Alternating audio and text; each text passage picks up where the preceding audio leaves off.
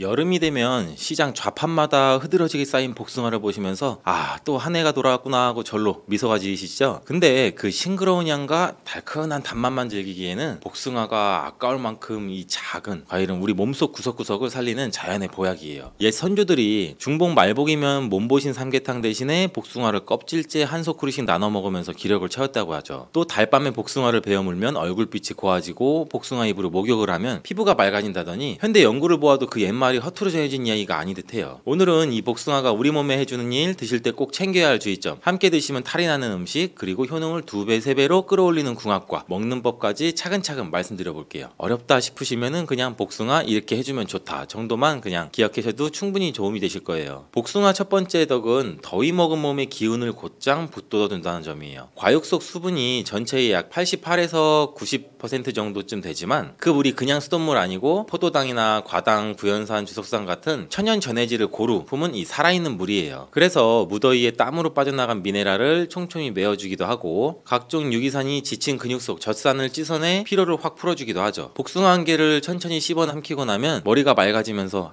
목구멍까지 생기가 찼구나 하는 느낌도 받으신 분도 많을 거예요. 두 번째로는 혈관을 매끈하게 닦아주는 거예요. 복숭아 껍질과 과육에 든 페놀 화합물, 특히 이 클로로겐산, 네오클로로겐산, 그리고 수용성 식이섬유 펙틴이 혈중 LDL 콜레스테롤을 잡아 끌어서 대변으로 함께 내보내기도 하죠. 칼륨도 꽤 많아서 짠 음식을 통해 들어온 나트륨을 소변으로 배출시켜서 혈압을 부드럽게 낮춰주기도 해요. 실제로 65세 이상 고혈압 환자를 대상으로 한 국내 소규모 실험에서 하루 복숭아 한 개씩 4주 동안 먹인 결과 평균 수축기 혈압이 약 5 정도 가까이 내려간 사례도 보고된 바가 있어요. 세 번째는 항암이나 항노화 힘이에요. 색을 나타내는 베타카로틴, 루테인, 라이코펜 같은 이 카로티노이드와 각종 플라보노이드가 활성산소를 소광로처럼 청소해줘서 세포 유전자가 삭는 것을 늦춰줘요. 미국 워싱턴 주립대학교 연구진이 복숭아 추출물을 유방암 세포에 처리했더니 정상 세포는 그대로인 채 이 암세포 증식이 뚝 끊겼다는 결과도 유명하죠. 폐나 간이나 대장, 피부 세포에서도 유사한 보호 효과가 확인되고 있어요. 네 번째는 피부 미용이죠. 복숭아 추출물이 멜라닌 생성 효소 티로시나아세를 억제해서 기미나 주근깨를 옅게 하고 과육 수분이 진피층까지 스며들어서 여름처럼 갈라진 피부에 촉촉함을 채워주죠. 탄닌이나 마그네슘이 피부 탄력을 높여서 이 모공을 오므려주니 얼굴이 한 톤 밝아졌다는 말을 듣기도 쉽죠. 무엇보다 복숭아를 껍질째 드시면 과육보다 5배 가까이 많은 섬유질이 장을 청소해 피부 트러블 원인을 함께 없애주기도 해요. 다섯 번째, 장 건강과 변비 개선이죠. 복숭아 섬유질은 불용성과 수용성이 반반이라 대변 부피를 늘려주고 장성 유익균에게 먹이를 공급해 배변 리듬을 고르게 맞춰주죠. 위염이나 위궤양, 신장결석, 방광결석 예방에도 식이섬유가 큰 몫을 한다는 점도 잘 아시죠. 여섯 번째는 여성질환과 뼈 건강. 복숭아는 따뜻한 기운이라 손발이 차고 아랫배가 뻐근한 여성에게 아주 잘 맞아요. 복숭아씨 한약에서 도인은 예로부터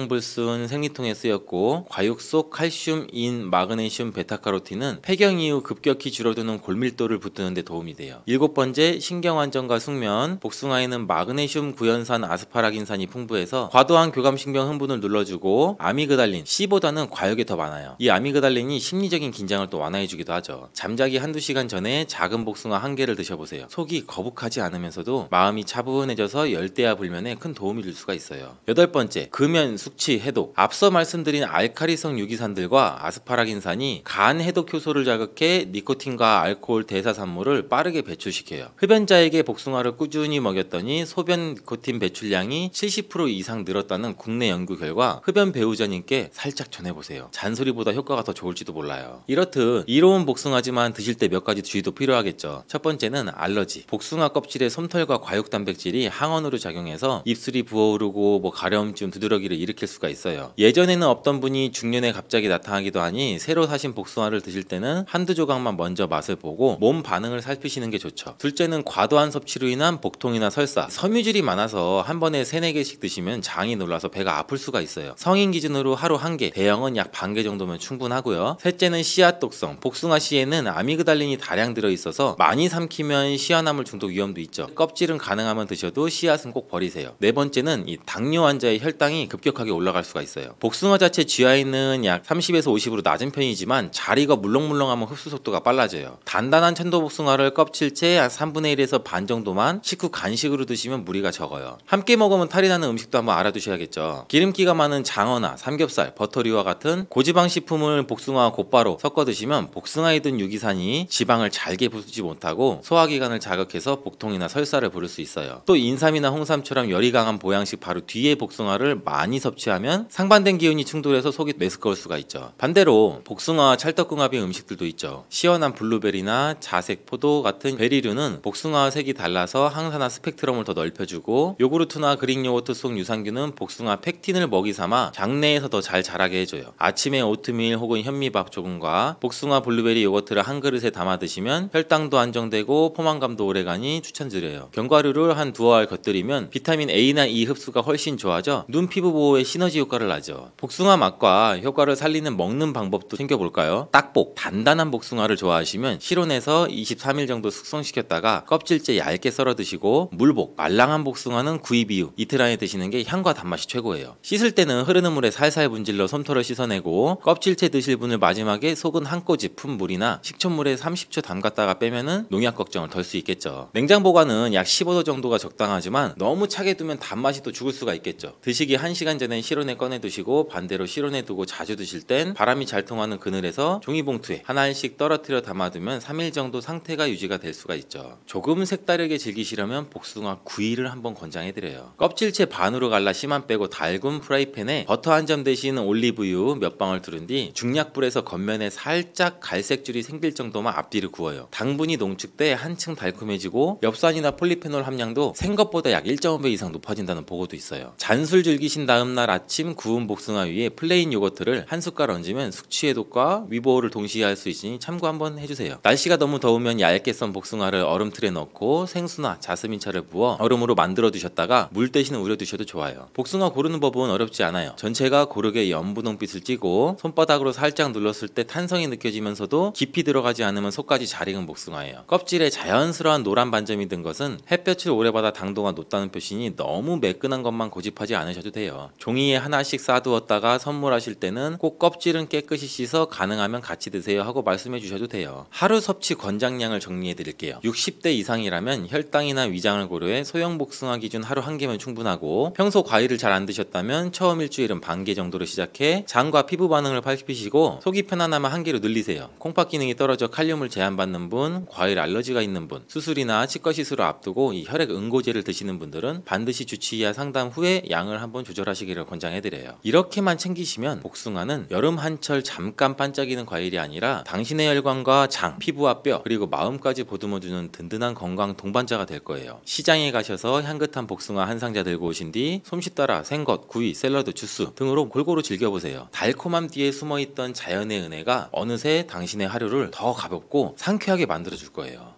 비타민을 그냥 드시면 건강에 도움이 잘 안 되고 오히려 해가 될 수 있다는 사실 혹시 알고 계세요? 비타민을 어떻게 먹어야 가장 안전하고 효과적인가라는 궁금증을 쉽고 친절하게 풀어드리려고 해요. 젊을 때는 몰라도 60대 이후에는 몸이 조금만 불편해도 일상이 힘들어지잖아요. 그래서 많은 분들이 뭐라도 챙겨 먹어야 되는데 하고 약국 진열대로 향하죠. 하지만 아무 비타민이나 아무 때나 아무렇게나 드시면 기대한 효과는커녕 위장, 신장 같은 장기가 오히려 고생할 수 있다는 사실도 꼭 한번 기억해 주세요. 비타민이란 이름을 같아도 몸에서 하는 일과 흡수되는 것이 다 달라요. 그 가운데 가장 강조할 영양소는 비타민 C죠. 이유가 있죠. 첫째, 우리 몸속을 공격하는 활성산소를 가장 빠르고 강력하게 지어주는 항산화제고, 둘째, 부족하면 피로나 감염, 혈관 파열 같은 심각한 문제가 금세 드러나기 때문이에요. 그런데 나이가 들수록 이 위산 분비가 줄고 장점막이 약해져서 예전만큼 흡수가 잘 되지 않죠. 따라서 언제, 얼마나, 어떤 형태로 먹느냐가 젊은 사람보다 훨씬 중요해져요. 가장 흔한 실수는 공복 한 방울이죠. 배가 비어 있을 때 산 성분이 강한 비타민 C를 한꺼번에 1000ml 이상 털어넣으면 위벽이 그대로 자극을 받아 쓰림이나 더부룩한, 심하면 역류성 식도염까지 이어지죠. 마치 소금물을 빈 컵에 붓는 거랑 같죠. 컵이 스펀지처럼 흡수해주지 못해 온벽이 뜨거워지는 거죠. 그러니 꼭 식사 중간이나 식사 직후에 드셔주시는 게 좋고, 밥과 반찬이 쿠션이 돼서 자극을 흡수하고 음식이 소화되는 2~3시간 동안 비타민 C가 음식 속 발암물질까지 동시에 처리해주니 일거양득이죠. 나는 하루에 한 번만 먹어도 괜찮던데 하고 반문하시는 분도 계세요. 실제로 비타민 C는 수용성이라 혈중 농도가 3시간에서 4시간 정도면 또 절반 이하로 뚝 떨어지죠. 아침 한꺼번에 1000ml 삼켜도 점심 무렵이면은 몸속 농도는 많이 줄어들죠. 전문가들이 권하는 분할 복용이 여기서 나와요. 예를 들어 아침, 점심, 저녁 3번 한 번에 2000ml씩 총 6000ml를 드시면 하루 24시간 내내 혈중 농도가 일정하게 유지돼서 항산화 효과가 끊기지 않고, 이렇게 꾸준히 유지되는 농도가 면역세포를 돕고 혈관벽을 보호하고 방광과 대장을 지키는 일도 한꺼번에 담당하죠. 혹시 6g 너무 많지 많지 않나 걱정이 되신다면 자연계 동물을 한번 떠올려 보세요. 개나 염소 같은 포유류는 몸무게 1kg당 보통 70에서 250ml의 비타민C를 스스로 만들어요. 몸무게 60kg 성인을 환산하면 최소 4000ml, 많게는 1만 ml 이상이에요. 우리는 합성을 못하니 음식과 보충제로 채워야 되겠죠. 현대인들은 스트레스나 미세먼지, 가공식품 등등 활성산소를 일으키는 요인이 많으니 동물과 비슷한 범위로 끌어올려야 한다는 논리죠. 단 처음부터 고용량을 넣으면 장이 놀라서 부작용이 발생될 수 있으니 500ml, 1000ml 천천히 늘리는 적응 기간도 꼭 필요해요. 형태도 생각해야죠. 가루형은 불필요한 부용제가 거의 없어서 흡수가 빠르고 위 부담이 적겠죠. 다만 공기에 닿는 순간 산화가 시작되므로 물 한 모금 드시고 가루를 넣고 바로 삼키기, 요령도 좋겠죠. 뮤컵에 미리 타두면 시간을 끄면 진한 녹차처럼 갈색으로 변해서 효과가 떨어져요. 정제는 외출 시에는 간편하지만 표면을 매끈하게 하기 위한 첨가물이 들어가 위가 약하신 분은 더부룩할 수도 있겠죠. 리포좀 형태는 지질막으로 감싸서 흡수율이 높은 대신 가격이 비싸겠죠. 대장까지 도달해 장내균을 바꿔 부가 효과가 줄어드는 또 단점이 있고 각자의 위장 상태와 예산, 외출 패턴 등등에 맞춰서 선택해서 골라 드시면 돼요. 속쓰림 때문에 중성 비타민 C라고 불리는 야스코르베이트 형태를 찾는 분도 계세요. 산성일 때보다 항산화력이 크게 떨어지는 점을 잊지 말고 위 벽을 지키기 위해서 비타민 C의 핵심 무기를 반쯤 포기하는 셈이니 차라리 식사와 함께 용량을 줄여서 천천히 늘리는 게 훨씬 더 안전하죠. 비타민 C는 가루가 신맛 때문에 거북하다면 꿀이나 요구르트에 살짝 섞어서 드셔도 좋지만 반드시 즉석에서 바로 드세요. 비타민 C가 몸 밖으로 모두 빠져나가 버린다는 주장도 흔하죠. 실제로는 흡수된 양 가운데 일부가 방광으로 배출되면서 소변 속 활성산소를 중화해 방광벽을 지켜주기도 해요. 또 흡수되지 못한 잔여분은 대장을 통과해서 유해균을 억제하고 유익균을 조아주기도 하고, 배설이 아니라 통로치료라는 표현이 더 가깝죠. 이 덕분에 꾸준히 드시는 분은 밤중에 소변 자주 보기, 대장 용종 재발 위험이 크게 줄었다는 사례도 꽤 많아요. 콩팥이 약한 분들은 비타민 C가 결석을 만든다는 경고에 걱정이 많죠. 사실 이 결석은 체질이나 수분 섭취나 칼슘 제제 등 복합 요인으로 생기죠. 일반적으로 6g 이하 경구 복용만으로 신장을 무조건 망가뜨린 사례는 적어요. 다만 결석 이력이 있거나 가족력이 있으신 분들은 마그네슘 300ml 정도랑 비타민 B6를 함께 드시고 수분을 하루 2리터 이상 유지하면 결석 위험을 크게 낮출 수가 있어요. 입안이 마르기 전에 한 컵씩 틈틈이 물을 한번 챙겨보세요. 콜레스테롤 관리도 놓칠 수가 없겠죠. 비타민 C는 콜레스테롤이 호르몬, 담즙, 세포막 재료로 쓰이도록 대사를 촉진해 수치가 비정상적으로 높을 때 약 10에서 15% 정도 자연스러운 하향 효과를 보이는 연구도 많아요. 하지만 수치를 억지로 바닥까지 낮추면 오히려 면역세포 재료가 부족해져서 암 치료가 어렵다는 주장도 있으니 혈액 검사 결과를 과도하게 절대시하기보다는 항산화 밸런스를 맞춰주는 방향이 더 안전하겠죠. 뇌 건강도 주목할 만한 부분이에요. 뇌는 몸무게의 2%밖에 안 되지만 산소를 약 20%나 써서 활성산소가 넘쳐요. 몸은 스스로 뇌에 비타민 C를 농축해 방어맥을 세우는데 나이가 들고 음식 섭취량이 줄면 보충이 필요하겠죠. 하루 3번 나눠 먹기만 잘해도 기억력 저하 속도가 늦어지는 사례가 실제 임상이나 장기 관찰 연구에서도 보고되고 있어요. 퍼즐 풀기, 노래 배우기 같은 뇌활동과 함께하면 효과가 배가 되겠죠. 그럼 구체적인 하루 루틴을 예로 들어볼까요? 아침 식탁에 비타민 C 꺼내놓죠. 밥과 국을 두어 숟갈 먹은 뒤 물 한 모금으로 비타민 C 약 1000ml에서 2000ml를 넣고 삼키죠. 점심은 외식이라면 휴대용 파우치에 정제를 준비했다 반찬이 몇 숟갈 들어간 시점에 같은 용량을 보관하죠. 저녁은 기과에서 식구들과 식사할 때 똑같이 반복하면 돼요. 이렇게만 해도 하루에 3000ml에서 한 6000mg을 무리 없이 채울 수가 있겠죠. 일주일에 한 번 정도는 용량이나 횟수를 조정해 보시고 자신의 위장 상태를 테스트해 보셔야죠. 속이 편안하면 유지를 한번 해보시고 불편하면 500ml에서 1000ml 정도씩 줄여서 다시 적응하는 시기로 조절하는 게 좋은 방법이에요. 다른 약을 들으시는 분들은 상호작용도 확인이 필요하죠. 특히 와파린이나 클로피도그렐 같은 항응고제, 특정 항암제, 철분제, 셀레늄과는 동시 복용 시 흡수나 약효가 달라질 수 있으니 최소 2시간 간격을 두는 것이 안전하죠. 혈색소증처럼 몸에 철이 과다 축적되는 드문 질환이 있으신 분도 전문가랑 상담 후에 용량을 정하시는 게 좋겠죠. 그렇다면 비타민 C만 챙기면 끝일까요? 그렇지 않죠. 아연이나 비타민 D3, 오메가3, 지방산은 서로 시너지가 있어서 면역이나 뇌뼈 건강을 함께 지키는 삼총사 역할을 하죠. 다만 한꺼번에 너무 많은 알약을 삼키면 위장 부담이 늘어나니 비타민 C를 식사 중간에 먼저 드시고 지용성인 비타민 D나 오메가3는 식사 끝 무렵이나 간식 때 드시고 아연은 다른 미네랄과 겹치지 않도록 저녁에 따로 챙겨 드시는 식으로 나누어 드시는 게 좋겠죠. 이렇게 하면은 흡수율도 좋아지고 속도 괜찮아지고. 과일만 먹으면 천연 비타민 C를 충분히 얻을 수 있지 않나요? 하고 물으실 수도 있어요. 불행히도 요새 농산물들은 토양 고갈, 저장 유통 과정에서 영양 손실이 커서 과일만으로 1000ml 이상을 채우기는 힘들어요. 딸기 한 마구니, 레몬 2-30개를 매일 드실 수만 있다면 좋겠지만 현실적이지 않은 방법이고, 그래서 천혈문 유래든 발효 합성이든 순도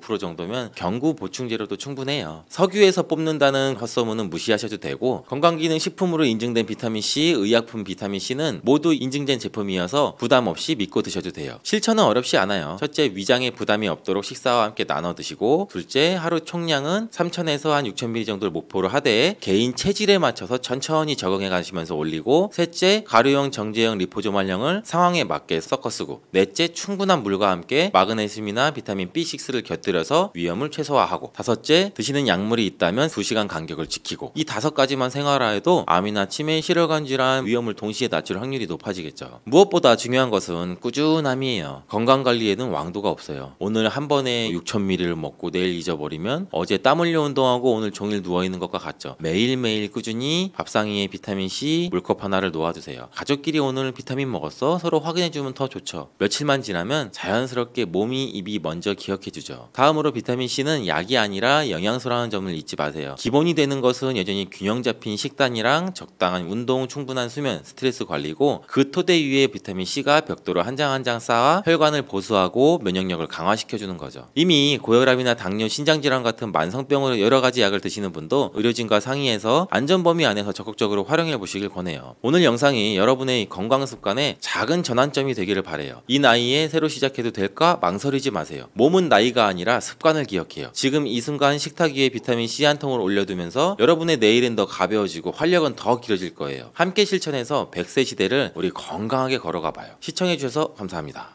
우리가 늘 곁에 두고 먹으면서도 진가를 다 알지 못했던 착한 음식 감자 이야기를 풀어드리려고 합니다. 밥상에 자주 오르지만 그냥 배 채우는 탄수화물 아니야? 하고 지나치기 쉬웠죠. 사실 감자는 세계 4대 주식 작물로 꼽힐 만큼 아주 훌륭한 식량이면서도 이제껏 밝혀진 연구를 꼼꼼히 살펴보면 혈관부터 뼈, 근육, 피부, 장 건강까지 챙겨주는 팔방미인 식품입니다. 특히 60대 이후에는 근육이 해마다 1%씩 줄어들기 때문에 단백질 과 미네랄 관리가 필수인데요. 감자는 이 부분에서도 큰 도움을 줍니다. 지금부터 감자의 숨은 효능, 제대로 맛과 영양을 살리는 조리법, 드실 때 꼭 기억해야 할 안전 수칙, 그리고 함께 먹어야 더 좋은 식재료까지 모두 정리해 드릴 테니 메모지 꺼내 두시고 편안히 들어주세요. 먼저 감자 한 알에 어떤 영양이 들어있는지부터 살펴볼까요? 중간 크기 감자 한 개 약 150g에는 열량이 고작 110kcal 정도밖에 되지가 않습니다. 대신 수분이 80% 이상이라 갈증 해소에도 좋고, 비타민C가 약 27mg이나 들어있어서 하루 필요량의 약 30%를 충당해줍니다. 비타민C는 열에 약하다는 말 많이 들어보셨죠? 감자 속에 있는 비타민C는 전분이 둘러싸서 보호막을 만들어주기 때문에 삶거나 찌워도 손실이 비교적 적습니다. 덕분에 피부와 잇몸, 혈관을 구성하는 콜라겐 합성을 도와서 주름이나 출혈, 또 잇몸 붓기를 예방해주고 철분 흡수를 도와서 빈혈 개선에도 힘을 보태줍니다. 감자 껍질과 바로 밑에 과육에는 클로로겐산이라는 폴리페놀 항산화 물질이 아주 듬뿍 들어있습니다. 이 성분은 세포 노화를 막아주고 몸속의 과산화지제를 줄여서 피부 탄력과 주름 관리, 또 심장질환 예방, 그리고 암세포 억제에도 긍정적인 역할을 한다고 알려져 있습니다. 콜레스테롤, 중성지방이 높은 분, 혈당이 들쑥날쑥한 분, 살이 잘 찌는 체질이신 분에게 아주 꼭 필요한 자연 항산화제가 되겠죠. 감자 한 개에는 바나나 한 개보다 많은 칼륨이 숨어 있는데요. 칼륨은 몸속의 나트륨을 밖으로 내보내서 혈압을 부드럽게 낮춰주고 다리 부종과 경련을 완화해줍니다. 자다가 종아리에 쥐가 자주 나는 분은 아침에 쪄서 껍질째 드신 감자 한 개가 아주 훌륭한 칼륨 보충제가 될 수 있습니다. 게다가 마그네슘도 하루 권장량의 약 10%가량이 들어있어서 근육 이완과 심장 박동 안정에도 한몫을 해주죠. 단백질 이야기도 빼놓을 수가 없는데요. 감자 100g의 단백질 함량은 약 2g 남짓이지만 질이 뛰어나다는데 그 의미가 있습니다. 네덜란드 연구에서 흡수율 그리고 아미노산의 균형을 따져서 100점을 넘으면 최고급 단백질이라 불렀었는데, 달걀, 카제인과 함께 감자가 그 명단에 이름을 올렸습니다. 캐나다 연구도 감자 단백질을 섭취한 그룹이 근육 합성이 더 빨랐다는 결과를 내놓았죠. 날마다 달걀 한두 개와 껍질째 찐 감자 한두 개를 같이 드시면 동물성, 식물성 단백질을 균형 있게 받아서 근육이 빠지는 속도를 늦추고 힘찬 일상을 유지하실 수가 있습니다. 이쯤 되면 좋은 건 알겠는데 그럼 어떻게 먹어야 영양 손실을 줄일 수 있을까 효능일까 궁금하실 텐데요. 감자를 조리할 때 효능 변화가 큰 영양소가 바로 클로로겐산입니다. 생감자 껍질 1g엔 1mg 정도 들어있는데 삶으면 0.6mg으로 줄어들고 찌면 오히려 1.6mm까지 늘어난다는 실험 결과가 있습니다. 이는 찌는 과정에서 효소의 활성이 살아나고 물에 녹아서 빠져나가지 않기 때문인데요. 반면에 구울 때는 약 200도씨 이상 고온을 오래 가해서 폴리페놀이 대부분 파괴가 되고 튀기면 기름과 열이 만나서 발암물질인 아크릴아마이드가 생길 수 있어서 피하는 것이 좋습니다. 결론은 그래서 간단합니다. 깨끗이 씻어서 껍질째 찐 감자가 영양 보존율 1등입니다. 찔 때는 찜통 뚜껑에 물방울이 다시 떨어져서 과육이 물러지지 않도록 면포를 한 겹 덮어주시면 식감이 훨씬 좋습니다. 그럼 생감자즙 이야기도 한번 해볼까요? 위궤양, 위염이 잦은 분은 공복에 생감자즙을 한 컵 마시면 위산 과다로 인한 통증을 완화하는데 도움을 받을 수가 있습니다. 만드는 요령은 간단한데요. 깨끗이 씻어서 싹과 녹색의 껍질을 잘 도려낸 감자 반 개를 사과 조각 그리고 비트 조각과 함께 믹서에 넣고 물을 반 컵 정도를 부어서 곱게 갈아주시면 바로 완성이 됩니다. 다만 감자가 찬 성질이 강하기 때문에 배가 찬 분들이나 평소 장 트러블이 잦은 분은 한 번에 종이컵 절반 정도의 양만 드시고 따뜻한 물이나 여기에 생강차를 곁들이시면 속이 편안하실 겁니다. 감자는 글루텐이 없어서 밀가루 알레르기가 있는 분도 부담 없이 드실 수 있다는 장점이 있습니다. 대신 혈당 걱정이 있는 분은 양 조절이 중요한데요. 감자 자체의 혈당 지수는 밥보다는 약간 낮지만 익히는 방식이 이 당의 수치를 결정하게 됩니다. 구운 감자나 말랑하게 삶은 감자는 전분이 노화되지 않아서 혈당을 빨리 올릴 수가 있습니다. 껍질째 찐 뒤에 식혀서 먹으면 저항성 전분이 늘어나 혈당 상승이 완만해져서 당뇨가 있으신 분이라면 찐 뒤에 식혔다가 다시 살짝 데워 먹기 방법을 권합니다. 감자만 단독으로 많이 먹으면 탄수화물 과잉이 될 수 있기 때문에 여기에 삶은 달걀, 그릭 요거트, 삶은 콩과 한 접시에 담아서 단백질과 식이섬유를 함께 챙기시면 혈당 관리에도 훨씬 유리합니다. 이제 감자 먹을 때 주의사항도 짚고 넘어가 봐야겠죠. 감자의 싹과 녹색 부분에는 솔라닌이라는 독성 알칼로이드가 들어있습니다. 열을 가해도 쉽게 분해되지가 않아서 이걸 드시게 되면 메스꺼움, 설사, 두통이 생길 수가 있기 때문에 반드시 도려내고 드셔야 합니다. 겉이 주름지고 물렁한 감자, 흠집이 깊거나 곰팡이가 핀 감자, 그리고 빛에 노출이 돼서 군데군데 초록빛이 도는 감자는 과감하게 버리시길 권합니다. 만성 신장질환으로 칼륨 제한을 받으시는 분은 한 번에 작은 감자 반 개 정도만 드시고 드시기 전에 물에 얇게 썰어서 약 30분 이상 담가 칼륨을 일부 빼내는 방법도 기억해 두시면 좋습니다. 감자와 궁합이 맞는 음식도 여러 가지인데요. 앞서 말씀드린 달걀과의 궁합은 근육과 뼈 건강에 최고이고 김치, 된장, 청국장처럼 발효된 짠 음식을 곁들이면 칼륨이 나트륨 배출을 도와주기 때문에 짠맛의 부담을 낮출 수가 있습니다. 오븐 대신에 에어프라이어에 껍질째 반으로 썬 감자와 양파, 버섯을 넣고 180도에서 10분 정도만 돌려도 소금에 절인 듯한 감칠맛이 살아나는데 여기에 마늘, 파슬리, 올리브유를 살짝 뿌려주시면 혈관 보호 효과가 배가 됩니다. 찐 감자를 으깨서 요구르트 대신에 무지방 그릭 요거트, 아보카도와 함께 섞으면 마요네즈 없이도 아주 고소한 감자 샐러드를 즐길 수가 있으니 콜레스테롤 걱정이 있는 분도 안심하고 드실 수가 있겠습니다. 그리고 식사 타이밍도 중요한데요. 아침에 식욕이 없을 때 밥 대신 껍질째 찐 감자 두세 조각과 삶은 달걀, 견과류 한 줌, 따뜻한 두유 한 컵을 드시면 포만감이 오래 가기 때문에 점심에 과식하는 것을 막아줄 수가 있습니다. 저녁에는 감자를 너무 늦게 많이 드시면 칼륨, 수분 때문에 밤새 소변이 잦아질 수가 있어서 오후 6시 이전에 드시는 것이 좋고 그 이후에는 양파나 버섯, 브로콜리 같은 가벼운 채소로 마무리하시는 편이 좋습니다.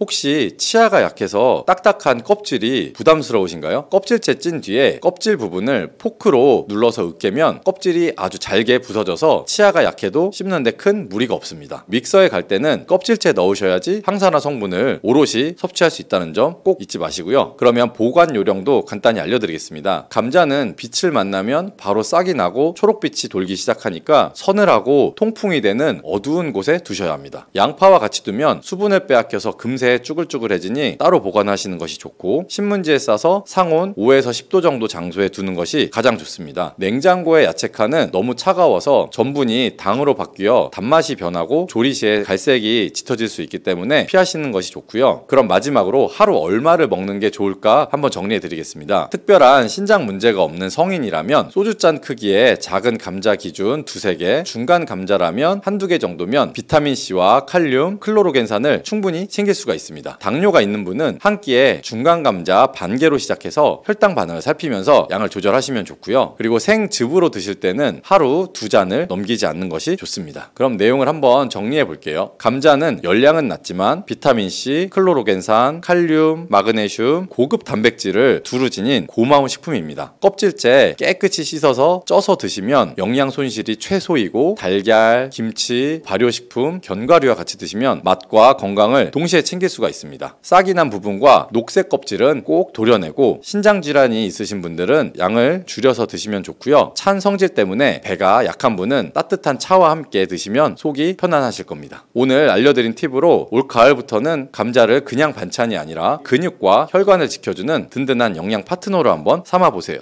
어느 집에나 꼭 있는 오메가3 영양제, 지금 영상을 보고 계시는 여러분들의 집에도 있을 거예요. 근데 요즘 들어서 부작용에 대한 이야기도 많이 들려오기도 하고, 또 오메가3는 꼭 먹어야 하는 영양제라고도 하기도 하는데, 바로 이 오메가3에 대해서 알려드릴게요. 뉴스에서 심방세동 위험이니 부정맥이니 하는 무서운 말이 나오면서 깜짝 놀라신 분들도 많죠. 하지만 걱정보다 중요한 건 정확한 정보와 내 몸에 맞는 복용법을 아는 거예요. 약국 진열대에 질비한 영양제도 제철 생선도 모두 내 편으로 삼을 수 있게 차근차근 설명해 드릴게요. 편안한 마음으로 끝까지 들어주세요. 먼저 왜 식품의약품안전처가 올해 1월부터 심방세동 위험 증가 문구를 넣으라고 했는지부터 한번 알아볼게요. 유럽의약품청이 고용량 오메가3 하루 4,000mg 이상을 35년 넘게 드신 심혈관 질환 환자들을 살펴보니 심방세동이 약 12%가량 더 생기더라는 연구 결과를 공식 인정했기 때문이에요. 우리나라에서도 같은 용량으로 처방되는 전문의약품이 있어 경고를 붙인 것이지, 일반인이 하루 1000에서 2000mg 정도 챙겨 먹는 경우까지 일률적으로 위험하다는 뜻은 아니에요. 한마디로 심장병이 있는 분이 고용량을 몇 년씩 드실 때 조심해 달라는 문구라고 이해하시면 돼요. 그럼 이 오메가3를 먹으면 심장이 무조건 빨리 뛴다거나 피가 묽어져서 큰일 난다는 얘기는 과장일까요? 실제로 의사가 고용량이라고 부르는 선은 하루에 4000mg 정도부터예요. 생선 캡슐을 2알, 3알씩 드시는 분들은 대부분 1000에서 1500mg 선이기 때문에 심방세동 같은 부작용이 극적으로 늘었다는 보고는 거의 없어요. 다만 이미 부정맥 진단을 받았거나 심혈관 수술을 한 지 얼마 안 되신 분이라면 복용량을 1000mg 아래로 낮추고 36개월마다 심전도 검진을 받으면서 조절하는 것이 안전하겠죠. 출혈 위험도 자주 거론돼요. 오메가3는 피를 살짝 묽게 만들어 혈전이 들러붙지 않게 돕는 성질이 있는데, 이것이 항응고제나 아스피린과 겹치면 멍이 잘 들거나 코피가 길어질 수가 있겠죠. 복용 중인 양이 있다면 시각처에서 권고하는 하루 약 2400mg 이하, 심장이 약하신 분이라면 1800mg 이하로 맞춰주시고, 수술이나 치과 발치가 예정돼 있다면 의료진의 지시에 따라 3에서 5일 정도 전에 잠시 중단하시면 거의 문제없이 넘어가죠. 약효가 끊길까봐 불안해하실 필요는 전혀 없고, 오메가3는 약이 아니라 지방산이기 때문에 며칠 쉬어도 몸이 크게 달라지진 않아요. 알러지 이야기도 빼놓을 수가 없죠. 예전에 생선 먹고 두드러기가 올라오셨던 분이나 새우나 조개 알러지가 있는 분은 캡슐을 드신 뒤 입술을 붓는다거나 피부가 간질간질하다면 즉시 중단해야 돼요. 다행히 알러지는 매우 드물고 캡슐 껍질에 쓰이는 젤라틴 때문인 경우도 있어서 식물성 캡슐 표시가 된 제품으로 바꾸면 멀쩡해지는 사례도 많아요. 그래도 처음 드실 땐 하루 한 알만 일주일 정도 관찰하셨다가 이상이 없을 때 본 용량으로 올리시면 안심할 수가 있겠죠. 위장장애는 어떻게 할까 봐요. 비린내에 이 속이 메스꺼워서 못 삼키겠다, 드시고 나면 트름할 때마다 생선 냄새가 올라온다, 혹은 설사가 난다는 분도 계실 거예요. 이런 분들은 앞침 밥숟가락 세어가며 드실 때 캡슐을 같이 삼키시면 담즙산이 충분히 분비돼서 흡수율이 좋아지고 역한 냄새도 줄어들게 돼요. 그래도 속이 불편하면 냉장 보관한 엔터리 코팅 제품이나 알약이 아니라 액상 트리글리세리드형을 한번 시도해보세요. 위가 아니라 장에서 터지도록 코팅돼 트름 냄새가 덜하고 흡수 과정이 조금 더 부드러울 수가 있어요. 임신 중이신 분들은 DHA가 태아 두뇌를 발달을 돕는다고 해서 챙겨 드시잖아요. 다만 출산 예정일 한 달 전부터는 지혈 시간을 고려해 중단하라는 권고가 많아요. 산모 검진 때 주치의와 상의하셔서 36주부터 쉬었다가 산후조리를 가서 다시 시작해도 전혀 늦지 않아요. 여기까지가 주의해야 될 점이라면, 이제부터는 오메가3가 몸속에서 어떤 일을 해주는지, 왜 필수 지방산이라고 부르는지 한번 살펴볼게요. 첫째는 혈관 청소부 역할이에요. 오메가3의 EPA 성분은 혈소판이 덩어리를 이루지 못하게 혈전을 예방하고, HDL, 콜레스테롤은 살짝 올리고 LDL은 낮춰 눈에 보이지 않는 기름때를 줄여주죠. 덕분에 뇌졸중과 심근경색 위험이 통계적으로 약 10에서 25%가량 낮아졌다는 대형 연구들이 많아요. 둘째, 염증을 장대우는 소방수 기능이에요. 관절이 뻑뻑하고 부었다가 날씨 풀리면 괜찮아지는 변덕스러운 통증, 혈관벽이 두꺼워지는 만성 염증, 장 속이 더부룩한 증상, 모두 조용한 염증의 원인일 때가 많아요. EPA, DHA는 염증 매개물질의 생성을 막고, 이미 만들어진 유해진 물질은 빨리 분해하라고 신호를 보내는 역할을 겸해요. 그래서 류마티스 관절염, 건선, 비염, 천식에서도 일정 부분 도움이 된다는 보고가 이어지고 있죠. 셋째, 뇌건강. 뇌세포막의 20% 가까이가 DHA로 이루어져 있는데 이 지방산이 부족하면 신경세포가 딱딱해져요. 신호 전달이 느려지겠죠. DHA를 충분히 공급하면 세포막이 말랑말랑해져서 전기 자극이 매끄럽게 오가고 염증성 단백질이 줄어서 베타 아밀로이드 같은 찌꺼기가 쌓이기 어려워져요. 하버드나 옥스포드 등 여러 대학 연구에서 노년층이 하루 1000mg 이상 DHA를 꾸준히 섭취했을 때 기억력 저하 속도가 20에서 30% 정도 완만해졌다는 결과가 보고된 바 있겠죠. 넷째, 눈, 피부, 정서까지 두루 챙기죠. 안구 건조증은 눈물층의 기름막이 약해져 수분이 증발하면서 시작되는데 오메가3가 그 기름막 원료를 보강해줘 시린눈, 모래알갱이 같은 이물감을 덜어주죠. 피부에서는 수분 증발을 막고 염증을 낮춰줘 건조함이나 잔주름, 홍조가 줄어든다는 실험도 여러 나왔어요. 우울감 완화 연구도 흥미롭고 DHA가 신경전달 물질의 재활용 효율을 높여 세로토닌과 도파민이 더 오래 작용하도록 도와주기 때문에 가벼운 우울이나 불안 증상이 있는 노년층에는 기분이 안정됐다는 보고가 늘고 있어요. 이처럼 좋은 점이 많지만 그렇다면 무조건 영양제로 먹으면 되겠네 하고 결론은 서두르긴 일러요. 음식으로 먹을 때와 캡슐로 먹을 때의 장단점을 비교해 볼게요. 음식은 자연 그대로의 균형이 장점이고 고등어, 꽁치, 삼치, 연어, 정어리 같은 등푸른 생선에는 오메가3뿐 아니라 단백질, 비타민 D, 셀레늄도 함께 들어있어서 시너지 효과를 낼 수가 있겠죠. 식사로 섭취할 때는 지방산이 소화 효소와 바로 만나 흡수가 일정하고 배를 든든하게 채우면서 포만감을 줘 다이어트에도 도움을 주죠. 하지만 음식만으로 필요한 영양을 채우려면 주 2회 이상 손바닥 2장 크기 생선을 드셔야 하고 낙지, 오징어처럼 큰 몸 생선은 수은 축적이 걱정할 때도 있죠. 가격 조리 번거로운 비린내 때문에 놓치기 쉽고 여름철에는 상하기도 쉬워서 꾸준함이 떨어지는 단점도 있죠. 캡슐이나 액상 영양제는 이런 번거로움을 싹 줄여주죠. 국산 제품도 많고 캐나다, 뉴질랜드 해양 오염이 적은 지역 원료를 들어온 제품은 중국성 검사를 통해서 안전성이 검증돼 있겠죠. 하루 2알이면 끝이니 편리하고 장에서 직접 방출되는 코팅 기술 덕분에 비린내가 거의 없는 제품들도 많아요. 단점은 역시 과하면 부작용, 그리고 보관을 잘못하면 산패가 빨라진다는 거죠. 산패란 쉽게 말해 지방이 썩는 거예요. 캡슐을 뜯어놓고 한 달 넘게 상온에 방치하면 내부 기름이 공기나 빛이나 열에 노출해 변색이나 악취가 생기죠. 이렇게 변질된 오메가3는 몸에 들어가 오히려 산화 스트레스를 일으켜서 세포막을 공격할 수가 있으니 반드시 버려야 되죠. 구입 후에는 원통 바닥에 제조일이하는 개봉 후 냉장 2개월 같은 메모를 써서 냉장고 문 안쪽 칸에 보관해주는 게 좋고 알약이 서로 붙거나 냄새가 나면은 아깝더라도 또 폐기하시는 습관을 들이는 게 좋고 이제 도대체 하루에 얼마를 먹어야 하나가 남겠죠. 세계보건기구는 건강한 성인 기준으로 EPA, DH 합계를 하루 250에서 500mg 이상 섭취하라고 권장을 했어요. 심혈관 질환이 있거나 염증성 관절 질염이 있다면 1000에서 2000mg까지 올려도 안전하고 우리나라 식약처가 정한 2000mg 이하는 무난한 범위죠. 4000mg 이상은 심장 전문의가 처방하는 치료 용량이라고 생각하고 자의로 고용량을 몇 달씩 드시는 일은 피하시길 바래요. 실제 식단에서 예를 하나 보여드릴게요. 월요일에서 목요일 저녁에는 조림 말고 구운 고등어를 반토막, 화요일 점심은 연어 샐러드, 토요일 아침은 들기름 한 큰술 넣은 시래기국을 드신다고 가정해 볼게요. 이렇게만 해도 섭취량이 EPA, DH 합계로 약 4000mg 정도가 돼서 식사만으로도 충분에 가까워지죠. 다만 생선을 자주 못 드시는 주간도 있기 마련이니 그때는 5000에서 1000mg 정도 그램 캡슐을 하루 한두 알 정도 보충해 흔들림 없는 평균치를 맞추시면 돼요. 식물성 오메가3인 알파리놀렌산도 소개해야겠죠. 들깨, 아마씨, 치아시드, 호두, 시금치에도 알파리놀렌산이 많죠. 문제는 체내에서 EPA, DH로 바뀌는 비율이 5% 안팎으로 낮아서 그만큼 쓰려면 들기름 하루 2큰술 이상 드셔야 한다는 점이에요. 당뇨나 조현병이 있는 분은 그 전환 효율이 더 떨어져 해산물이나 미세 조류에서 뽑은 DH, EPA를 직접 섭취하는 편이 낫죠. 여기까지 들으셨다면 나는 어떤 제품을 고르면 좋을까 하고 궁금하실 텐데 포장 뒷면에서 3가지만 확인해 보시면 돼요. 첫째, EPA, DH 합계 함량이 캡슐당 최소 300ml 이상인지, 둘째, IFOS나 고드, MSC 같은 국제 인증 마크가 찍혀 있는지, 셋째, 산패도를 나타내는 수치, 토톡스 수치 20 있는지 이 세 줄만 합격이면 가격대는 예상과 복용 편의성에 맞춰 고르셔도 큰 차이가 없어요. 복용 시기는 언제가 좋을까요? 일본 산업기술연구소의 동물 실험에서 아침 식후 섭취 시 중성지방 개선 효과가 더 컸다는 결과가 나오면서 아침을 권하는 전문가가 많아요. 다만 약을 여러 가지를 드시는 분들이라면 아침 알량이 버겁죠. 그럴 땐 저녁 식사 직후라도 괜찮죠. 중요한 건 빈속만 피하고 매일 같은 시간대에 꾸준히 복용해서 혈중 농도를 일정하게 유지하는 것이에요.